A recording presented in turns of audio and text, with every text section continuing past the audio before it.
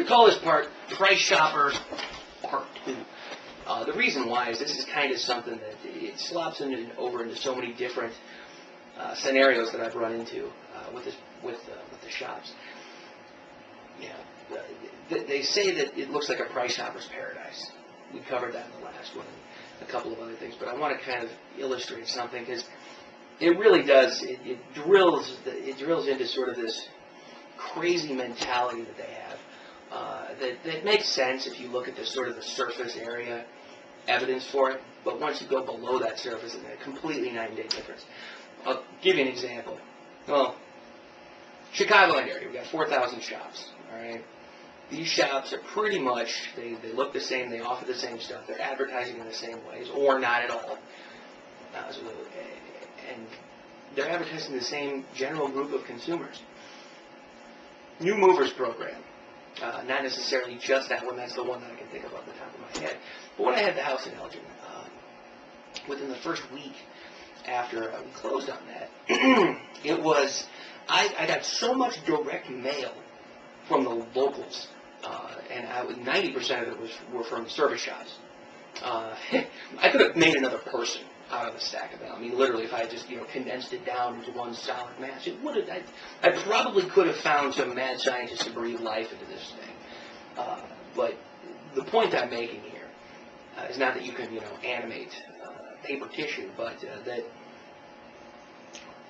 they're all doing the same thing in the same way, and it was all, and they all read like this. I open it up. It says, welcome to the neighborhood. We're the ones you can trust. We've been open since 1983. ASC certified. I'm like, I don't care. I'm already bored. Open it up. It's like, welcome to the neighborhood. We're the ones you can trust. Open since 1992. We're ASC certified.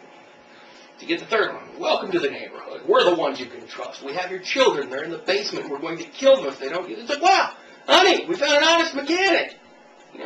That's going to stand out.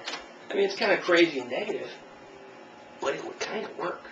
So what we're looking for, and I like to use Sparks as an example of this, is a group of people who have, they only have, I think, 1 or 2 locations, not a whole lot, but they've done a great job of differentiating themselves from the other people out there. Same thing with Maximum Automotive. But a lot of those, for example, like the franchises and whatnot, yeah, they're franchised, they have a nice big name, the corporation handles all the, Mama Corp handles all the, generalized advertising, they kind of pay this big thing. But they're really no different than every other mom and pop out there. And I got a little grief today from one of the shops I was talking about, one of the bigger corporations that had actually contacted us today after that radio spot. But it's just interesting because they haven't really put themselves ahead of everything. And what they typically fall back on are words like quality, reliability, trust. Unfortunately, words like that today are actually going to elicit negative connotations. Can you trust us? Like when I speak to shops, I don't use you can trust me. That is a guarantee. They're going to be like, hell no, run away. Let's flip that around to them. It's, a consumer calls you, a driver calls you with a problem. You can trust us. We're ASC certified. Well, yeah, you know what? That ASC certified technician 3 doors down, charged my girlfriend $500 for an oil change. I don't think that's right. So now ASC certification in the consumer's mind means screw job. It's a technical, certification, but does that mean they're a good person? No, it means they went to school. So there needs to be something that helps set these guys apart. And the only thing that can do that is communicating effectively at the time when the customer's interested. That's all it is.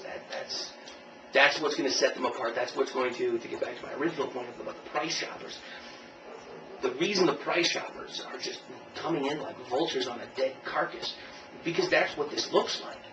It looks like a dead carcass. It looks like everybody out there does the same crap for the same thing. So, and everybody thinks they're going to get jacked around anyway, so why not go for the lowest price? But in reality,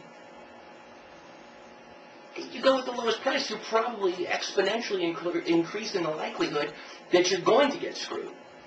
So let's go price shop. Now let's, you know, we think it's $50. We're walking out of there after $1,200 and change, thinking, oh my God, my butt hurts.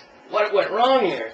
Now you're going to go tell every man, woman, and child that the auto repair industry is a complete scam, that they'll all take you for a ride.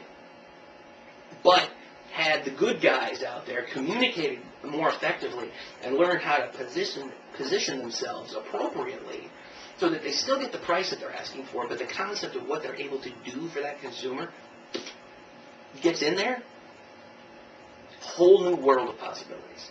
Whole new world of possibilities. But as long as the good shops stay quiet, as long as they don't really pursue alternative means of expressing the quality that they have, you know, the low ballers are always going to win, and the industry is always going to look bad. End of story.